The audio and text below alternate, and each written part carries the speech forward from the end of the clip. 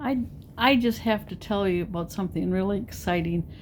In August, I was having severe hip pain. Went to the doctor.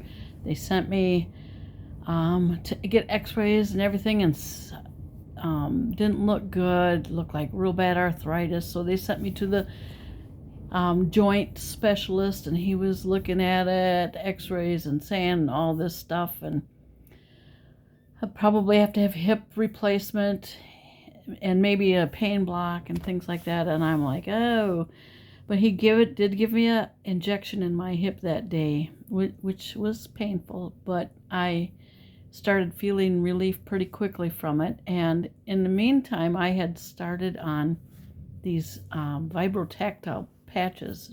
They're completely drug free, and it was taking away my pain also. Where the hip wasn't as hurting much, my back pain decided to rear up. So I put the pain patch on my back and used another one for a little bit more pain control, and the same company.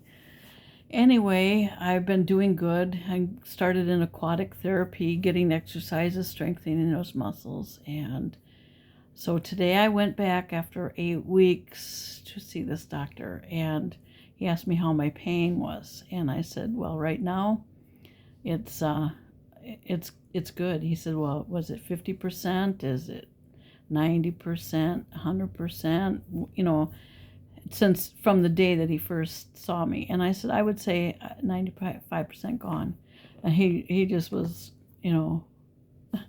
and so he asked me what, that I was doing. I said the shot helped a lot alleviate, because I had bursitis also, so it kind of took away that initial pain. And all these things combined, and I said, and he said, are you taking any medicines? I said, no, I put pain patches on. And he goes, oh, what kind? I go, well, they're vibrotactile. And he said the name of the company. I said, yeah.